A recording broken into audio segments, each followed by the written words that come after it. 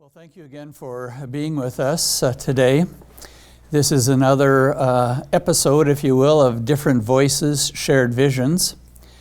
About a decade ago already, we started this little program to bring together people of diverse backgrounds, in this case, diverse religions, to talk about the things that we share in common in terms of the visions we have for a better society, a better world.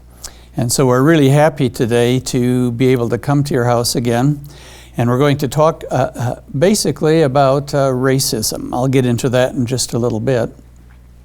Our three participants today are Reverend Dean Simpson. He'll tell you a little bit about him.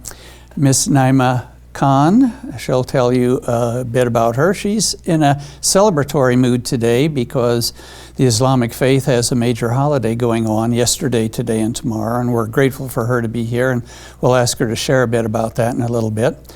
And Reverend Dr. KENDRA Graham's a pastor at a local Presbyterian church, but she'll tell you more about her. Anyway, that's our panelists, first class. We're delighted to have them here. What we're going to talk about is based essentially on kind of the harsh times we're living through right now. As we do this today, we're commemorating the second anniversary of the white nationalist difficulties in Charlottesville, Virginia.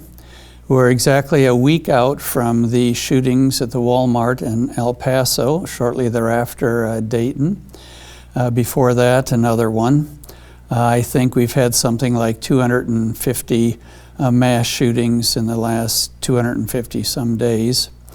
We are a culture of 330 million people that has 360 million guns.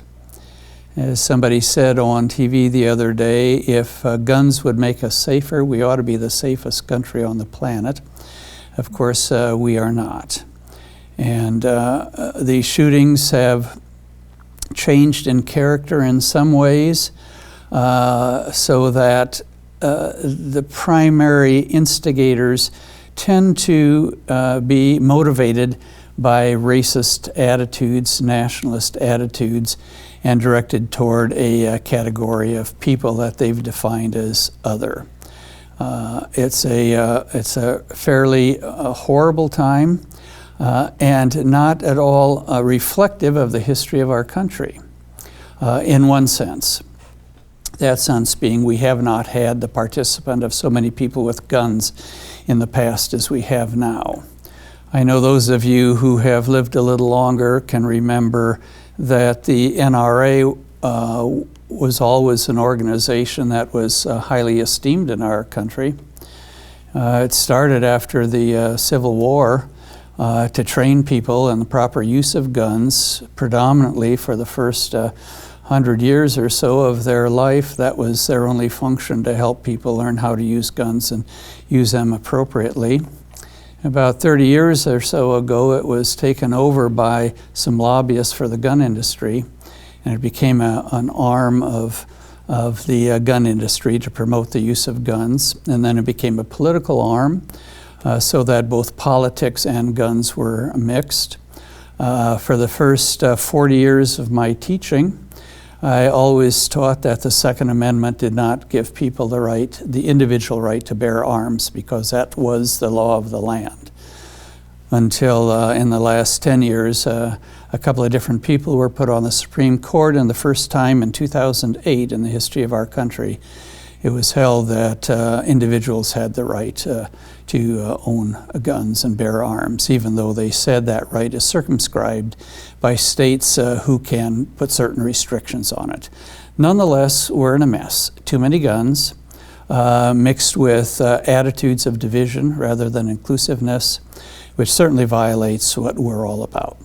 Our conversation today will revolve around how religious organizations or religious communities may or may not have a role in promoting or sustaining this kind of behavior. It's a difficult conversation. So I'm delighted that all I have to do is ask the questions, and I would ask now that our panelists tell you why they are excited to be involved in this conversation. And so we'll do it in order that they're sitting at the table, which means that Pastor Dean Simpson can tell us a little bit about himself. Yeah, Dean Simpson. I'm a pastor at Grace Lutheran Church in Eau Claire, Wisconsin. Been there almost 5 years, and I'll be retiring on September 15th, so it'll be a new chapter in my life. I don't know if I can quite concur, Dan, with the word excited to be here on this topic. It makes me tired. I mean, I'm sitting here feeling almost physically tired to have to sort of pull myself into this conversation. It's just so dismal. And I'm afraid that the churches in general, the Christian church here in the United States, in the recent past until the present moment, doesn't have a real proud posture from my point of view in this conversation. I think our lack of involvement, our lack of speaking out, our silence and complicity in so much of the violence that has been going on is embarrassing to me. It's a test of my faith. I know our Islamic neighbors are celebrating Abraham's contribution to the whole enterprise of faith, and we know of Abraham's famous test of faith. I think we're being tested in the Christian church at this time, and we have yet to rise to that challenge of that test. So I'll be interested to see where this conversation goes today with you two, and with you, Dan, as well, and all of you. So I'm certainly no expert on racism, except to say that I know all of our religions abhor what we call racism.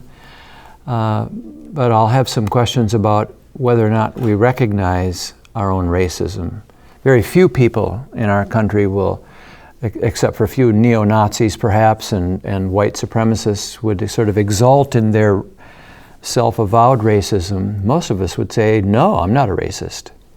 I think it may be the case that we don't recognize our white privilege, because it's the very air we breathe. It's like the water we swim in as fish. We just don't recognize it.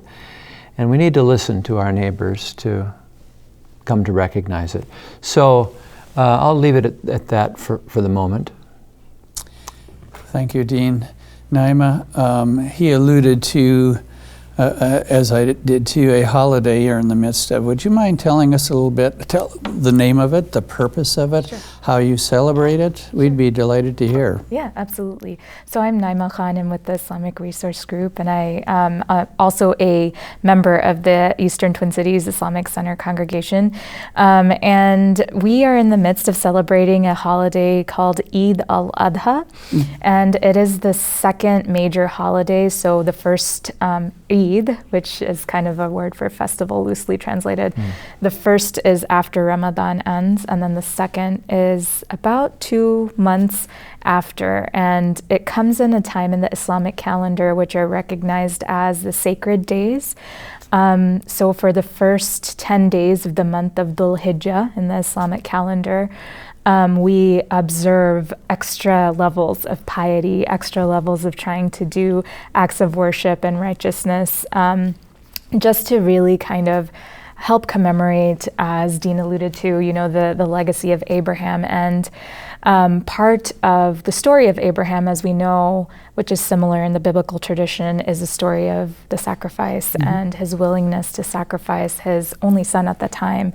And you know, it's aligns that both the Quranic story and the biblical story don't end with the son actually being killed, but just the spirit in which the sacrifice is made and the sincerity with which Abraham's heart really kind of submitted to what he understood to be the will of God in that instance.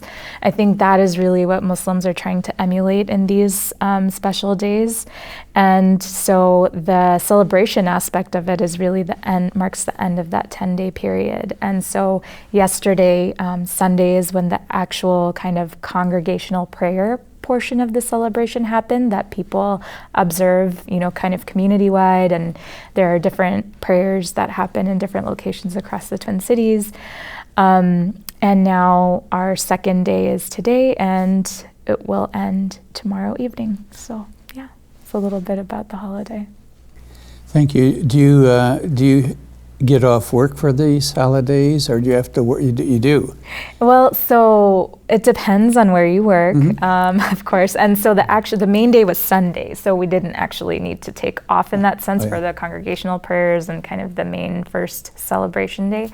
But depending on what your company's holiday policies are, I know at the organization that I work with in my day job, we have taken a look at our holiday policies in order to figure out how to make them more inclusive. And we did a staff survey to figure out what different people's religious observances are, across all of our 40 or so staff members. And based on the survey results, we actually kind of tailored our policies so that they're not just recognizing the official holidays on the calendar, if you will, but then there's also 4 floating holidays that we repurpose some of the existing holidays to. So instead of adding extra holidays, we just repurpose some of the holidays that weren't really shared across cultures to floating holidays that people can then use as is necessary. So long story short, I use those floating holidays for work. Good. Yeah. Your new mosque, is it complete? Are you happy with it? Has it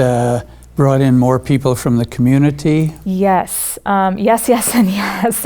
So we actually moved into that mosque last Ramadan, and so it's been almost a year and a half-ish now, and it's been just an amazing space for us to grow into. I think we have and probably will continue kind of facing growing pains, and I say that because even just this last celebration that we had, the Eid, there were people we had 2 different congregational prayers in the morning, one at like 7 and the other at 9. And I can't speak for the first one, I went to the second one, but the second one was packed. We barely had space in the main prayer area to accommodate everybody. And so I think we can really get the sense that families from all over are coming. We are the only mosque, from what I understand, 50 miles east of us and 50 miles north of us. So to the west, you'll have all the metro area mosques. But yeah, so I think as our mosque continues to gain kind of visibility in the community, I think there will be more and more people kind of becoming aware of it and joining. Now, you grew up in the U.S., right? Yes, I Texas? did. Are you from Texas? Yes, I am. So. So are you adjusting to the Midwest, or have you? Well, I like to say I've been here for 8 years and 9 winters. So I kind of count by winters because I feel like it earns me my Minnesota chops a little bit. But yeah, I've gotten, I guess, management tools, so like snow tires and parkas and things that will help me kind of survive the winter more or less. But no, my heart is in the tropical climes, so I really do think my body is built to kind of thrive in those hotter climate environments. But summertime is great here. So. Well, we're glad you're here. Thank you. Kendra, what do you want people to know about you? Yeah, so I'm Kendra Grams. I'm the pastor at First Presbyterian Church here in Hudson. I've been here about a year. Before that, I was out in the Washington, D.C. area. Actually, at the time that the Charlottesville White Nationalist March happened, I had local colleagues who were in Charlottesville at the time, so it was very, it was I think it was transformative or eye-opening, at least for much of our country, but certainly being as close as I was at the time physically, it certainly woke a lot of people up, because I knew quite a few University of Virginia graduates and so forth in my congregation and elsewhere that were appalled on so many levels, but had to face, I think in a different way, the realities of racism and white supremacy in our country. So yes, I'm not excited to have a conversation about racism, but on the other hand, I think it's so vitally important because it is such a pervasive reality in our culture, and it's certainly come to the fore. I don't think it's not a new problem. You know, our country was built on chattel slavery, so realizing that, affirming that, not to celebrate it, but to recognize that it's baked in. And I mean, you mentioned white supremacy, Dean, or white privilege, Dean, and thinking about sacrifice. I think I've seen communities of faith, perhaps not nationally, although hopefully by local organizing we can move toward national progress, but certainly on local levels, really faithful people working hard to help people realize that racial bias and then the power that takes that racial bias and makes it so those who are white have more advantages than those who are non-white, and that's been the history of our country, the history of our churches throughout time. Not that it was malicious by most, it wasn't. It just got baked in, and then not recognizing how those things continue to move forward. There's just so many now, we'll say well-meaning white people like myself who are increasingly realizing that we have a lot of work to do to surrender, to sacrifice some of the power we've enjoyed, to hopefully start undoing some of these structures that we've built that unfairly privilege white people over persons of color. So I was really encouraged to hear your workplace, a floating holiday policy that recognizes, particularly, I'm sure, people from diverse cultures before that. You probably had to take a personal day before to celebrate your holiday. So I think that's a very hopeful step that I see, that, you know, if we can work together to see that there are these ways that everyone can have their opportunities, but it takes, you know, white folk like myself giving up a little power that, no, we don't have to have the same 12 holidays. We can move that around a little bit. So that's a really wonderful, creative example, I think, of inching in the right direction. So I agree, and I think my fear is, and I've seen it personally, people resist that kind of cooperation, using the term, you know, political correctness, as if that's bad now, that we should accommodate one another and say, oh, just trying to be politically correct. Political correctness is a kind of a synonym for politeness, as I understand it. Just treating people with respect and dignity, and yet there's an argument made against that sort of cooperation, because it's going to be a little more expensive, or it's going to inconvenience some people who already have things their way. So this whole movement against being politically correct can be, I mean, we just adopt phrases like that, and then we just run with them, and we just run roughshod over people's dignity, let alone their rights. And so I think there's, I would like us to sort of be able to identify some of the structures of racism. That's not an easy thing to do for me. I remember a wedding that I wasn't doing the wedding, I wasn't presiding at the wedding, I was just involved. And I had a friend from Utah, beautiful young lady, a beautiful blonde gal from Utah, and she was having this black man participate in the wedding. And she was telling me about him, that he was coming. And she said, he's black, but he's really nice, she said. And I don't think this beautiful young woman would consider herself racist in the least. But why she needed to sort of smooth the way for me to meet this man who's black, whom she might think that I would be afraid to meet or resistant to meet, but he's really nice. She got me ready to meet him. I thought, oh man, the unawareness that we have of our fear and loathing of those who are really different from us. It's still deeply embedded, and I know it results in actual social structures and ways of living together that we just sort of assume and sort of take advantage of, almost being completely unaware of it. And that's the kind of racism now following the civil rights movement. It's this institutionalized structural racism that we're not aware of, that is really a problem these days. I know a few years ago, like 3 years ago or so, there was a study done in Wisconsin.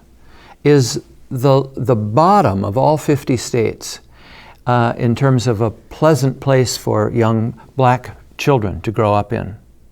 Wisconsin, of all states, we're number 50 out of 50 states as a place that's difficult for young black kids to grow up in and feel good. So we're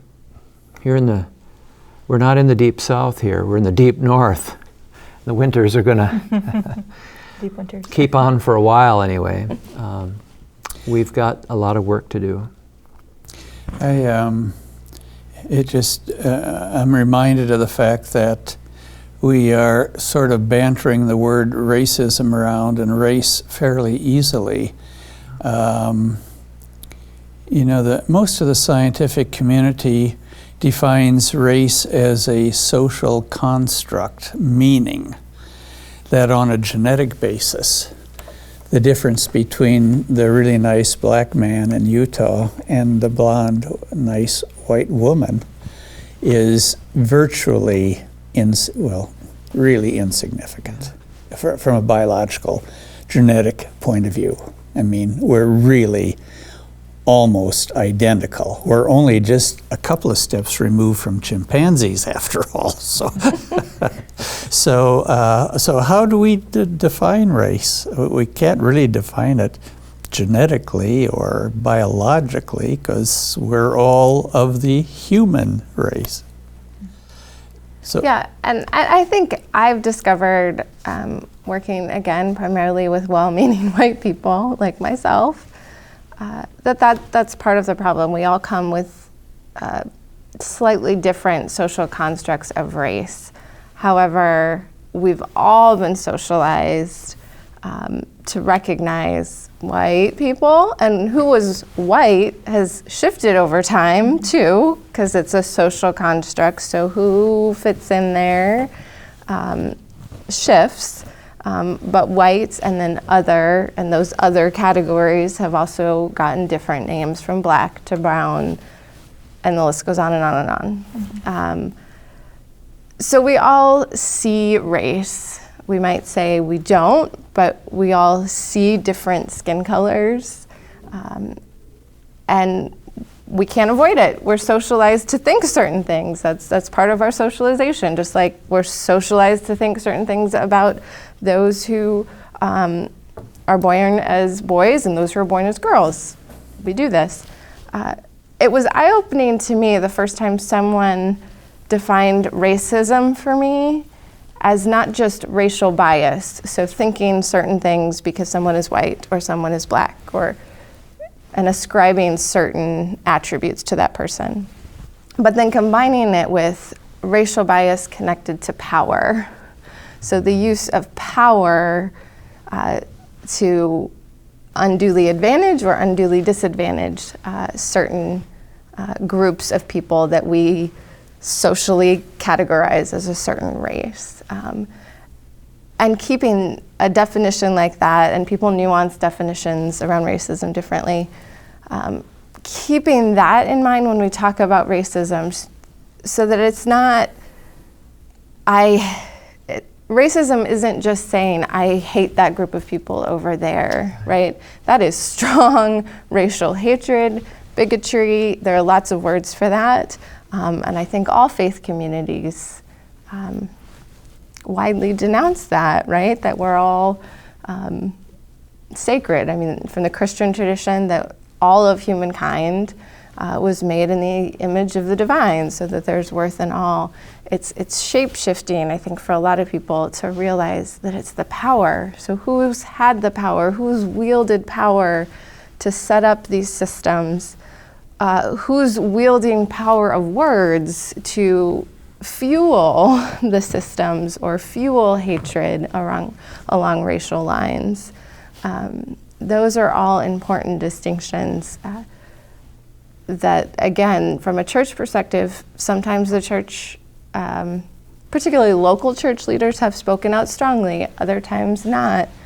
But I think it starts with engaging people where they're at, helping people understand that it's not just about the bias. We all try to break down our bias, but it's also working with where the power is to help move society in productive ways so that all have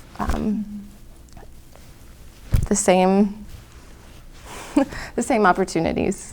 And I think that's spot on, that power analysis combined with the racial bias. I think that is such an important, because as you mentioned, the key when I hear people saying the phrase, race is a social construct, one of the key things I tend to think about is this definition of whiteness, right? What is whiteness? How is it defined? How did that come to be? And there's a lot of interesting analysis put up by various sources that talk about how, originally people who came from the region in Europe, known as Georgia, right, really were kind of held up as like the standard of beautiful people, and as defined by who, right? And some of these questions about, well, then who gets to claim that standard, and how do people here who may come from various cultures perhaps get to erase their cultural identities in a way that kind of makes it understood that they are the default identity of this nation, right? Whereas we know that the original people here, the first people, the indigenous folks, are really the only ones that can claim, rightfully to be indigenous American people. And so it's like when you put it in that context,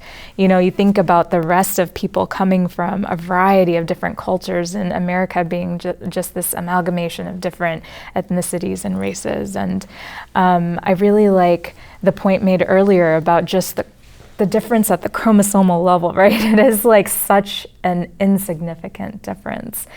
And it actually reminded me of this verse that I was kind of researching for this topic from the Quran, which describes a little bit of the origin story of people, the human race, from the Islamic perspective.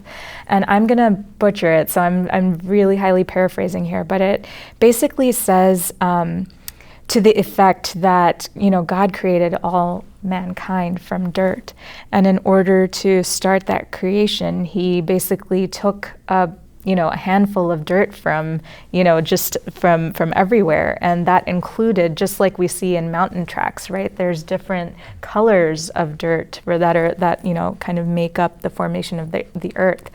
And so whatever, those colors are, whether they're black or white or red or, whichever of those colors in between, they're all incorporated into who we are now as a human race. And so that, to me, really kind of evokes the universality of just the differences that we have in our colors, right? And it really, to me, boils us down to our core of who we really are and where we really originated from as a race of human beings, right? And again, this is in juxtaposition to God's might and his divine and high status, right? And so I think that is the important imagery that kind of that stays with me as I think about, you know, how our faith traditions kind of teach us to deal with and construct these worldviews about who we are in relationship to each other, even, right? I think that's a beautiful way to look at it, and I know Christians and Jews who share the same creation story, many of whom would agree exactly with what you're saying and say, "Amen, sister." Right. And yet, it is within our religious traditions that so much animosity springs toward people who are not of us. We separate the world into us and them. You know, skin color is such an easy way to do it, but there's anything that makes someone identifiable as not one of us can serve as a kind of a basis for exclusion and prejudice, fear, and ultimately violence. When we feel threatened, then we like to find scapegoats, and who better than someone who doesn't quite fit the way we like to do things. And in the ancient world, it could be somebody with a speech impediment or somebody who walked with a limp, and they would become an object of sacrifice. There's people like Rene Girard helping us to understand sacrificial religion, it usually was piled on somebody who made social interaction a little uncomfortable, a little less easy, and they became the targets. So if there was a bad storm that ruined the village, somebody must be to blame. Well, who are we going to blame? We don't want to blame us. We've already suffered enough, you know. It must be those people. And Dean, I like the point you made earlier about the just the fear of other, right? Yeah. And I think that one role that I feel like all of our faith communities can play is really helping our collective conversation or our collective understanding of who we are as a nation lean more toward this idea and spirit of abundance, right? Because I think it's only in the scarcity mindset and this kind of competitive zero-sum game mindset where you can really fall into the danger of, oh, our group will lose power, right? Or we will lose resources, or we will lose X, Y, and Z. Any matter of things can be kind of conjured up and rationalized in terms of why the other is to blame and why the other is a dangerous entity, and that, you know, must be either suppressed or altogether, you know, taken out.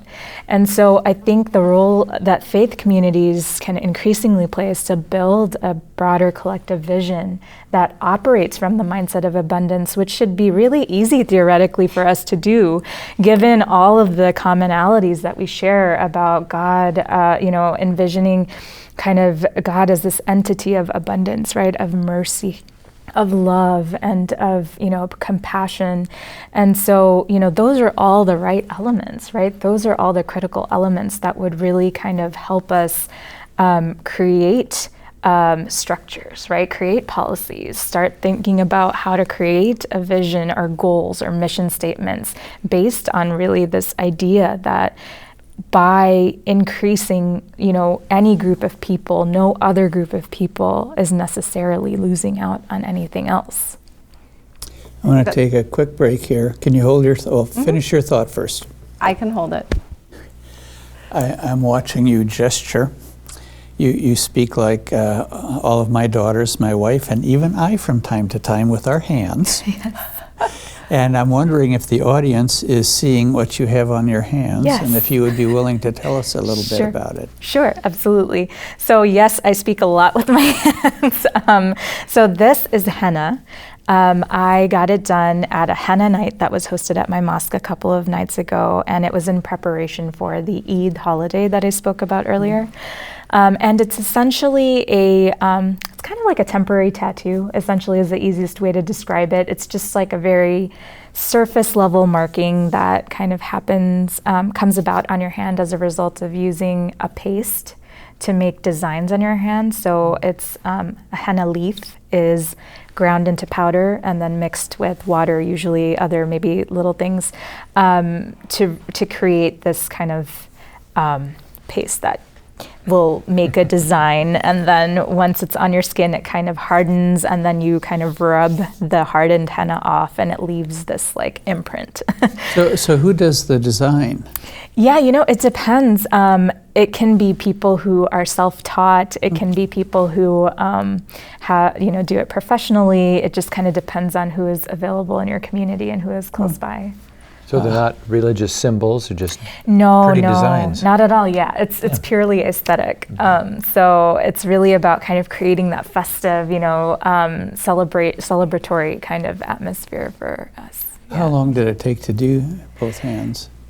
So I would say that I got the backs of my hands done first and then let that dry before I, flipped over into the fronts of the hands. So I would say altogether probably about 30, 45 minutes, both the fronts and the backs of the hands. So somebody's really skilled at it to make that design in that period of time.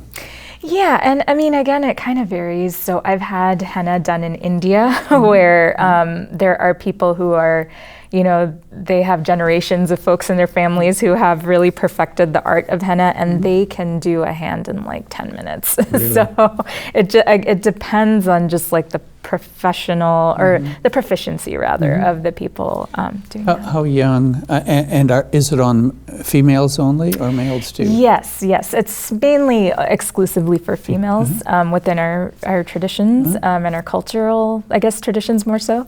But yeah, I mean, the really young girls are super excited to get their henna done. It was something that I associate with Eid. As a child growing up, I used to go to a woman in a community. She was just like an older sister of mine, not literally a sister, but just a really close community friend. And she used to just do my henna as a child. Every time Eid rolled around, I would go to her house the night before, and we had this routine, and she did it so wonderfully. And so I just get really excited when I put henna on, because it brings back all those childhood memories. At what age typically does it start on a young girl? It could really be any age. Any age. There's no, typically, younger than 5 or so, they have their hands all over the place, so it's not ideal. You need some time for the paste to be on the hand and to dry in order to make the, mark.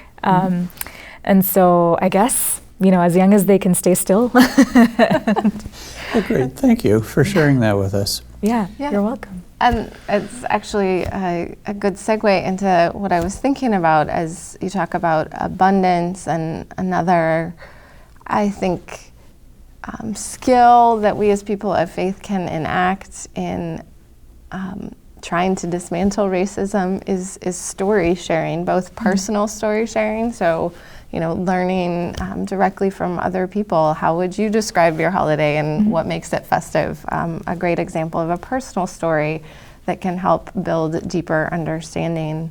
But also, we have a confession in my tradition in the Presbyterian Church, one line of which I really love.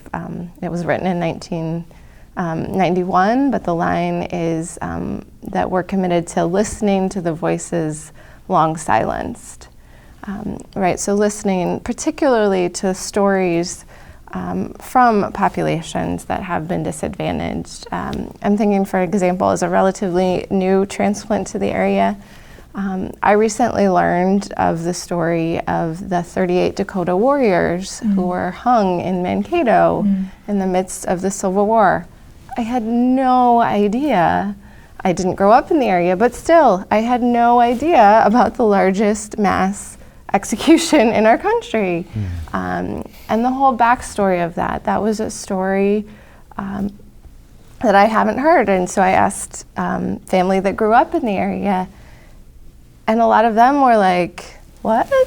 It was another even growing up in the area. So these stories that we silence, that once we tell them, it just wakes people up in a way unlike any other, so that their eyes are open to see a little bit differently and to realize that yes, we have a lot of work to do, but if one story of injustice comes out, then another one will come out, and we'll be able to hear each other. And I think that's a place of, if we can open our ears and listen to stories, particularly the stories that don't get told over and over again as we socialize people, that's an important role, I think, for all communities, but I hope one that faith communities can take on is digging in, even if it's just in your local community. What are the stories that are important but didn't get told, and can we tell those stories to help people understand how we can move forward together? I'm really glad to hear you talk about storytelling as such an important part of culture building and part of our faith community's offering. Who gets to tell your story is really a power question. Men told women's stories in this country for a long time. And when women began telling their own stories, they suffered for it. They had to really pay a huge price for that. But that's the beginning of power for any group, is when they begin to tell their own stories. You tell the story of the the doctrine of discovery, the discovery of the New World by the Europeans. The native peoples already knew it was here. They lived here. But the Europeans told the story. And the native peoples have quite a different story to tell of the arrival of the Europeans. It sounds quite different. Their heroes are different for different reasons than ours. And we have successfully quashed that story for a long time. Hopefully it can begin to be told. There's something that occurs to me in the Hebrew scriptures. Hear, O Israel, the word of the Lord. The emphasis is on hearing. Even in my tradition from Martin Luther, Luther liked to refer to the church as a mouth house. The house where there's a voice speaking so that we can hear the story. And so the exhortation is to hear. And in our tradition, Jesus takes his place among the subjugated peoples, among the broken, the outcasts. He shares their life and he tells their story, and we should listen. And he's not just, he doesn't take his place just among Christians. Jesus is a figure, as all our great religious leaders are, in their original settings. They really can be understood as taking their place among the broken, downtrodden people of the world. So that Christians, wherever they look and see victims of racism and power structures that put people down, wherever we see those victims, we should realize, oh, there's Jesus. We should listen. We should open our ears to the underprivileged and the expelled ones. There's where we hear the voice of the Lord. But it's too easy for religion to become enculturated, and we say, oh yes, God is loving and merciful to those who play the game right, to those who get it right. And of course that's us. We certainly know that we're right. And I'm afraid that then religion becomes a powerful tool in the hands of the already rich and powerful to just continue the status quo. That's a danger for religion that we really need to face and own up to, that we have ourselves unwittingly participated in that. And it's so unconscious, and that's why it's so important for us to open our ears and hear the stories of those in our midst who are really struggling and asking for no more than we would want for ourselves and for our children. In addition to the storytelling element, I would also say that honoring the assets and the experiences and the wisdom of communities, right, is kind of that next step. I feel like, I think storytelling is an excellent tool, especially to lift up hidden narratives and things that we don't like to talk about so much or elevate so much in our national conversation or in community level conversation even. But I think the next step also is, a part of the next step also is looking at how our communities who have historically been marginalized because of structures, because of policies, practices, how do we recognize and really see, beyond recognition, see them with the assets that they have and the agency and the power that they bring, so that it's not necessarily just a story of haves versus have-nots, for example, right? But it's really kind of a story of the wisdom and the experience and the knowledge of these communities really coming into play. And that's why you see this whole movement, like within the field of HR, there's a lot of movement, particularly in the nonprofit sector, my little corner of the community, to really understand how we can make organizations more representative of the communities that we serve, right? And I think that is a demonstration of what it means to honor the wisdom and knowledge of communities by hiring from, right, within those communities. And similarly, wouldn't it be so refreshing to have even more people on city councils, on different planning commissions or committees, right? And really seeking to understand how we can tap into the knowledge and wisdom that these communities have by bringing them more into the conversations. Absolutely, yeah. I think too, as white people who have exercised power and have been told through socialization that we are better than or know it all, it's then part of our work to also step back when we recognize that injustice is happening and there's underrepresentation, is to partner with communities who have so many gifts, and to partner in a way that says, I'm not bringing in the answers, but I'm here to listen. How can we support all the wonderful things you're doing, or whatever community is. If it's an indigenous community, as a white person, it's like my instinct is to want to come in and save it all, right?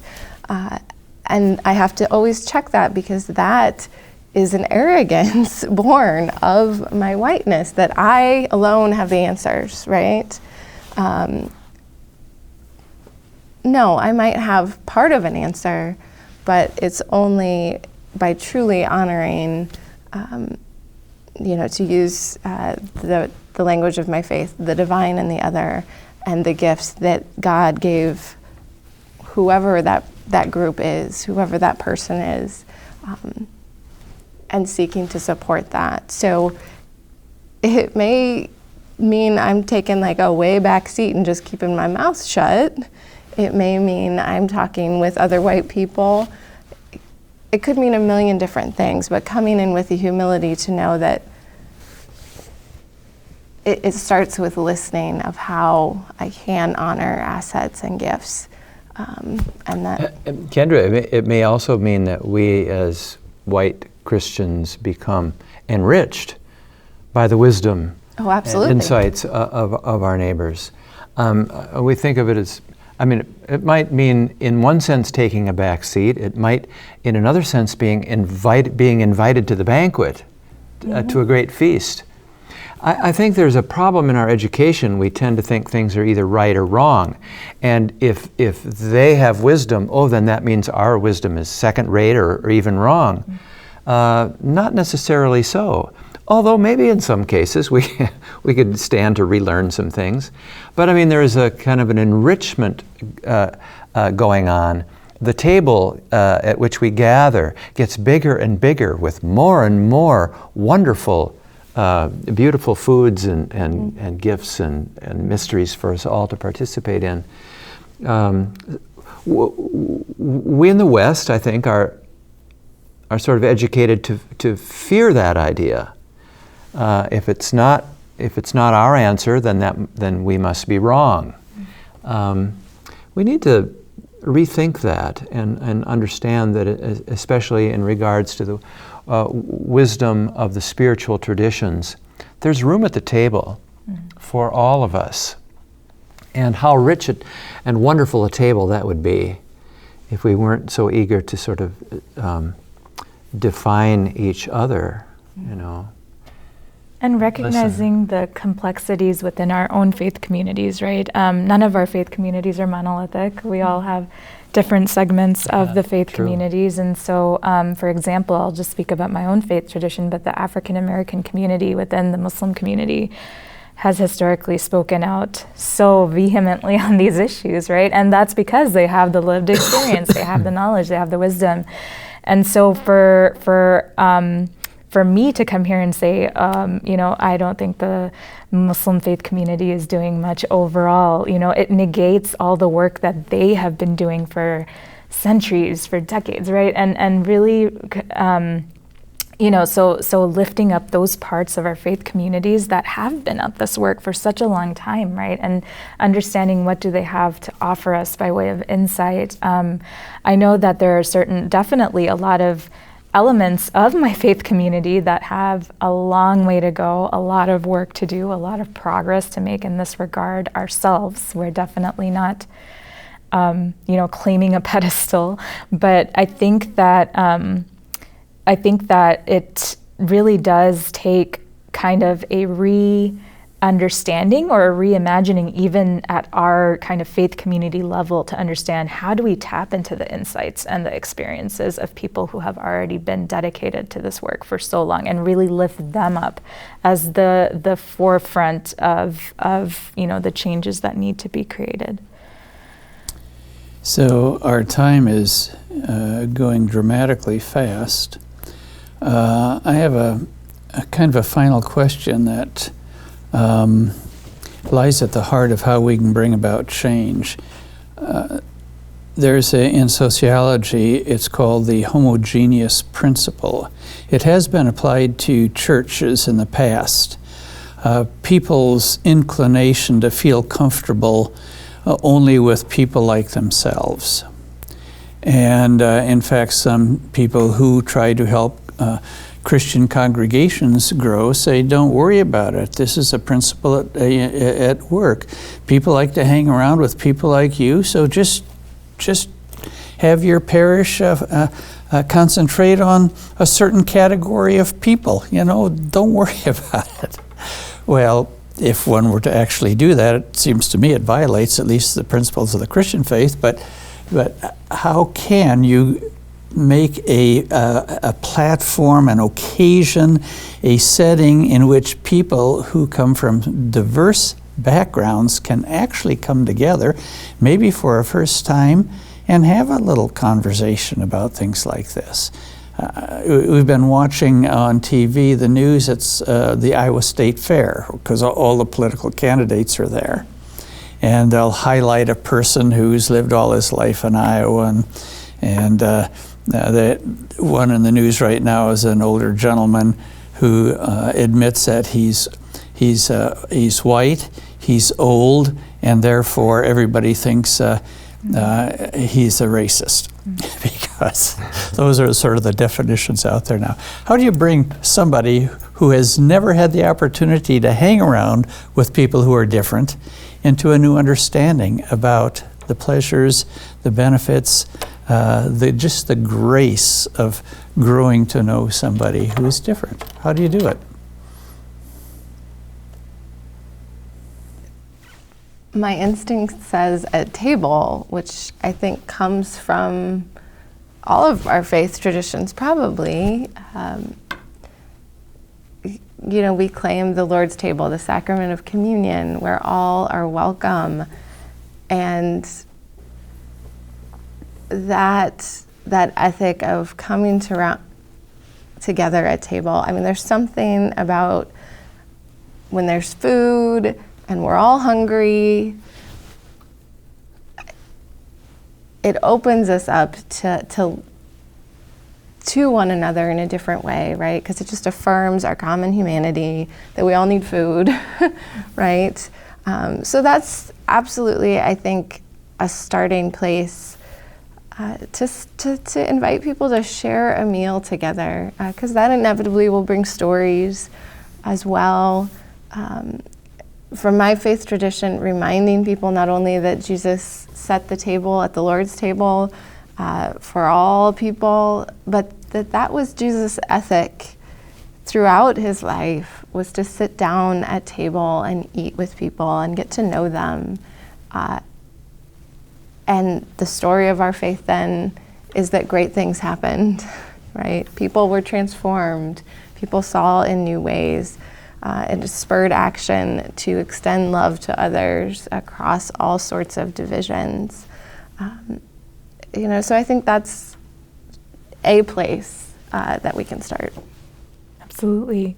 I know for mosques, we have typically multicultural congregations, especially in the Twin Cities, where there isn't kind of a, nationally speaking, comparatively speaking, I guess, to large metropolitan areas like Houston, for example, where I grew up, there's not as large of a Muslim community that you can have mosques that cater to only certain cultural communities, although those certainly exist. Like there are some Arab-specific mosques or Somali-specific mosques, or, a lot of mosques tend to be dominated by South Asian folks, right? So, but I think a lot of our mosques also are very multicultural communities by their nature. And so we constantly are grappling with, okay, so how do we build that broader table, right? Like how do we make sure, again, these are questions very present for us and that we wrestle with, is, having cultural representation from all of these groups, right, in a way that feels equitable on our steering committees or our boards or, whatever it is, and having the chance for people to really speak in and provide input and shape things. And so we're constantly, in that space, and in at least my cultural community, where we have needed to flex that muscle of working across cultures in order to really kind of come together and cooperate on the different needs that we have as a community. Now I'm going to put you two females in maybe a tough position. You're both of the millennial generation, true or false? True. True. And I'm glad you are. Now, one of the many blessings of having you share this planet with us is that you've grown up in a different world than Pastor Dean and I have, a world that has, I think, a more nuanced understanding of how people of diverse backgrounds get along. Do you think the future looks brighter as you move into more predominant leadership roles, that more of the kind of things we are talking about are likely to happen than they have in the past? I want to take a stab. Well, I always try to live with hope through my faith, actually, more than anything. So, and we see even younger than, we're seeing teenagers lead us, right, in this day and age. I live in faith that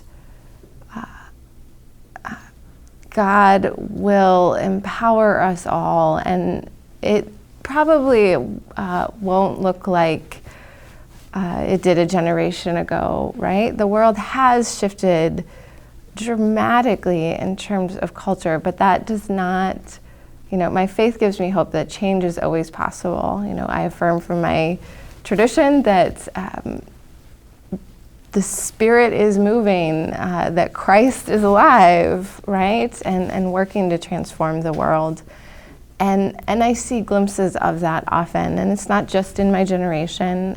Obviously, I have a lot of colleagues from seminary and connect with them often and see them doing great things. So lifting up those those of every generation who are speaking out, who are working hard to build new partnerships across all sorts of difference, I definitely have hope. Some days it's easier than others to have hope. Some days it's very difficult, but I do think all things are possible through the grace of God, and I, as a person of faith, and this is what I preach to my congregation, we're called to be faithful where we are in each and every act, and do everything we can, and trust that God is at work in all of that. So. Mm-hmm. Yeah, so very similar. So our faith tradition teaches us that a lack of hope is really a characteristic of people who don't believe, right? Mm-hmm. And so we're taught that God, as long as one has true, and alive faith in God, that there's always a possibility of hope, right? And that hope should be really enlivened in the hearts of believers. And so, from that perspective, I have no option but to be optimistic. Now, where we do, pairing that concept of trust in God, right? There's a great saying in our faith tradition that you first have to you have to have trust in God, but you first have to tie your camel, right? And so that's essentially this idea that along with trusting God, you also have to take action, right? So take action, consistently work toward the goal and the ends that you're trying to get to. And within that is this idea of accountability, I think, and really being accountable to God first and foremost, right, through your actions, but then really exercising and having the discipline to have some accountability within yourself about what those goals look like. So, I would say, again, just action paired with hope, hope paired with action, I think is what's going to drive us forward. Well, I feel better. You want to close the conversation off, Dean, with your final thoughts? Well, I love the idea of living in hope. The Russians have a similar saying. The Russian fishing proverb is, when a storm comes up, you pray, and then you row to shore. I don't know about optimism. Sometimes things don't look too optimistic, and it's hard for me to hold my optimism sometimes, and yet I continue to feel the call from wherever it comes from, and I believe it comes from God, to live hopefully. So I was thinking of a command of Christ, actually, at the end of Matthew's Gospel: "Go, therefore, into all the world, share the good news." And an important word is "go." So I know that the mosques sometimes will hold an event, a dinner, an invitation. And I think we have a responsibility as Christians that when we're invited, we should go. We should get to know one another. Because when we sit down and eat and talk and listen, the stranger suddenly is no longer a stranger. It's somebody just like us. Oh, you like tattoos too? My wife had, and my 2 daughters had henna. And you just start discovering all these wonderful things. So I think we need to go. Instead of just waiting for people to come to us and join us, we need to get out of our comfort zones and go whenever the opportunity is there. Meet one another face to face. Listen to the stories. And let the smiles begin to break out. We'd love to have you, but Well, thank you so much for being with us again today. Thank you, panel, for an extraordinary conversation. To those of you who are watching, don't feel that you shouldn't be in touch with the station and let them know whether or not you enjoy this, and if you appreciate it and would like more. We are hopeful that we can come back to your home another time. Until then, thank you again for being with us. Until we see you again. Goodbye now.